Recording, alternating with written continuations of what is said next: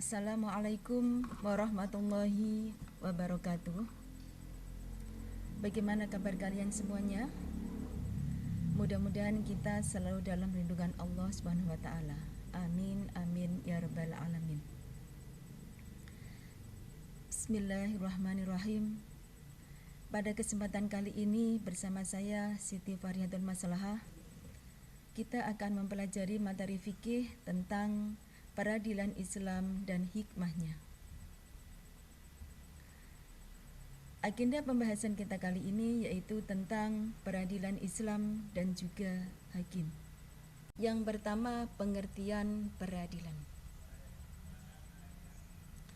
Dalam pembahasan fikih diistilahkan dengan qadha. Istilah tersebut diambil dari kata qadha yaqdi, yang memiliki arti memutuskan, menyempurnakan, atau menetapkan. Sedangkan secara makna terminologi, peradilan adalah suatu lembaga pemerintah atau negara yang ditugaskan untuk menyelesaikan atau menetapkan keputusan perkara dengan adil berdasarkan hukum yang berlaku. Selanjutnya, fungsi peradilan. Ada beberapa fungsi peradilan. Di antaranya, yang pertama adalah menciptakan ketertiban dan ketentraman masyarakat. Fungsi yang kedua, mewujudkan keadilan yang menyeluruh bagi seluruh lapisan masyarakat. Fungsi peradilan yang ketiga adalah melindungi jiwa, harta, dan kehormatan masyarakat. Adapun fungsi yang keempat adalah mengaplikasikan nilai-nilai amar ma'ruf nahi mungkar dengan menyampaikan hak kepada siapapun yang berhak menerimanya dan menghalangi orang-orang zalim dari tindak aniaya yang akan mereka lakukan kepada orang lain. Selanjutnya adalah hikmah peradilan. Di antara hikmahnya adalah yang pertama, terwujudnya masyarakat yang aman, tertib, dan bersih, karena setiap orang terlindungi haknya dengan peraturan perundang-undangan yang berlaku. Hikmah yang kedua adalah terciptanya aparatur pemerintahan yang bersih dan berwibawa, karena masyarakatnya sudah aman, tertib, dan bersih. Adapun hikmah peradilan yang ketiga adalah terwujudnya keadilan bagi seluruh rakyat. Artinya, setiap hak orang dihargai dan dilindungi. Hikmah peradilan yang keempat adalah terciptanya ketentraman, kedamaian, dan keamanan dalam masyarakat. Adapun hikmah peradilan yang kelima adalah dapat mewujudkan suasana yang mendorong untuk meningkatkan ketakwaan kepada Allah bagi semua pihak. Materi selanjutnya tentang hakim. Siapakah hakim itu? Hakim adalah orang yang diangkat pemerintah untuk menyelesaikan persengketaan dan memutuskan hukum suatu perkara dengan adil. Hakim mempunyai kedudukan yang terhormat apabila hakim tersebut berlaku adil. Terkait kedudukan hakim, Rasulullah menjelaskan dalam suatu hadis yang diriwayatkan oleh Imam Baihaqi bahwasannya apabila hakim sudah duduk di singgasananya untuk memutuskan suatu perkara, maka dua malaikat akan membenarkannya menolongnya, dan menunjukkannya selama beliau tidak menyeleweng. Akan tetapi apabila hakim tersebut menyeleweng, maka kedua malaikat tersebut akan meninggalkannya. Materi selanjutnya adalah tentang syarat-syarat hakim. Karena mulianya tugas seorang hakim dan beratnya tanggung jawab yang harus beliau pikul demi terwujudnya keadilan, maka seorang hakim harus memenuhi beberapa kriteria atau memenuhi beberapa persyaratan. Di antaranya yang pertama adalah hakim harus beragama Islam. Kenapa harus beragama Islam? Karena di sini adalah peradilan Islam. Semua permasalahan yang terkait dengan hukum Islam tidak bisa dipasrahkan kepada hakim non-Islam. Syarat selanjutnya, hakim harus orang yang sudah balik dan berakal atau sudah akal balik, supaya bisa membedakan antara yang hak dan yang batil. Syarat selanjutnya, hakim harus sehat jasmaniyah dan rohaniyahnya. Kemudian hakim seorang yang merdeka, bukan hamba sahaya. Kenapa hamba sahaya tidak boleh menjadi hakim?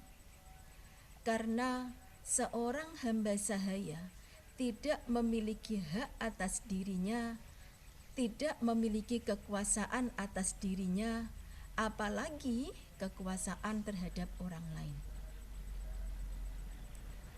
Kemudian syarat selanjutnya, hakim harus berlaku adil sesuai dengan prinsip-prinsip keadilan dan kebenaran.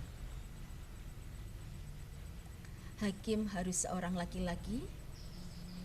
Hakim harus memahami hukum dalam Al-Quran dan hadis. Hakim memahami ijma ulama atau kesepakatan para ulama dalam menetapkan hukum, serta perbedaan-perbedaan tradisi umat. Memahami bahasa Arab dengan baik, karena berbagai perangkat yang dibutuhkan untuk memutuskan hukum mayoritas menggunakan bahasa Arab. Hakim harus mampu beristihad dan menguasai metode ijtihad, karena hakim tidak diperbolehkan taklid dalam menetapkan hukum. Selanjutnya syarat hakim yaitu dapat mendengarkan dengan baik, karena orang yang tuli tidak bisa mendengar pengaduan kedua belah pihak. Syarat hakim selanjutnya yaitu dapat melihat, karena apabila hakim tersebut buta, maka tidak bisa membedakan siapa yang mendakwa dan siapa yang menjadi terdakwanya. Hakim harus mengenal baca tulis, serta hakim harus memiliki ingatan yang kuat dan dapat berbicara dengan jelas. Karena orang yang bisu tidak bisa menerangkan sebuah keputusan dengan baik atau dengan jelas. Dan seandainya ia menggunakan bahasa isyarat dalam menjelaskan putusannya tersebut, tidak semua orang bisa memahami bahasa isyarat tersebut. Materi selanjutnya adalah macam-macam hakim dan konsekuensinya. Yang pertama, kompensasi yang akan didapatkan oleh seorang hakim yang adil adalah surga Allah dan martabat yang mulia. Siapakah hakim yang berhak mendapatkan surga Allah dan martabat yang mulia tersebut? Yaitu hakim yang pandai tentang hukum peradilan, kemudian memutuskan atau menghukumi suatu perkara dengan kepandaiannya, atau menghukumi sesuai dengan ketentuan hukum yang berlaku. Yang kedua, hakim yang dolim akan mendapatkan balasan yang buruk, di mana ia akan distatuskan sebagai penghuni neraka. Siapakah mereka itu? Hakim yang berhak mendapatkan status penghuni neraka ada dua. Yang pertama yaitu hakim yang pandai.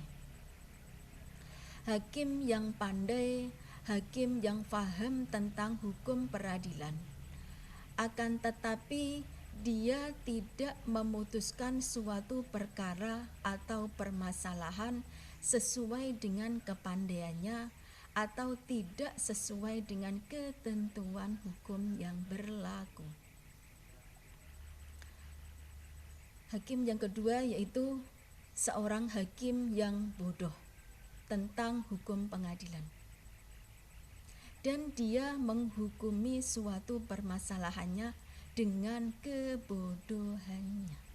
Maka kedua-duanya tersebut siap-siap mendapatkan status penghuni neraka. Materi selanjutnya adalah mengenai kedudukan hakim wanita. Dalam hal ini ada perbedaan pendapat di antara para ulama. Yang pertama adalah menurut pendapat madhab Maliki, Syafi'i, dan Hambali. Menurut beliau-beliau tidak memperbolehkan pengangkatan hakim wanita sesuai dengan syarat-syarat hakim tadi, yaitu hakim harus seorang laki-laki. Adapun pendapat yang kedua yaitu menurut Imam Hanafi. Menurut Imam Hanafi memperbolehkan pengangkatan hakim wanita dalam segala urusan kecuali urusan had dan kisos.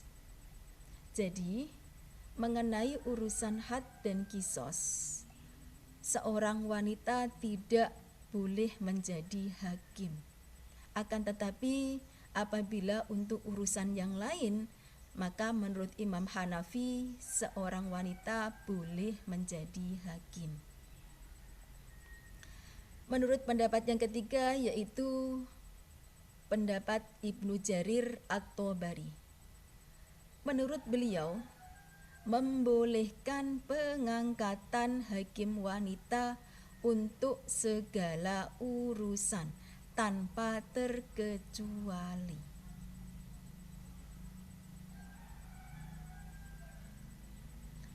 Demikian pembahasan materi kali ini. Terima kasih atas perhatiannya. Mudah-mudahan pembelajaran kali ini membawa barokah serta manfaat untuk kita semua. Amin, amin, ya rabbal alamin. Dan kita akhiri pembelajaran kali ini dengan ucapan hamdalah. Alhamdulillahirabbil alamin. Wassalamualaikum warahmatullahi wabarakatuh.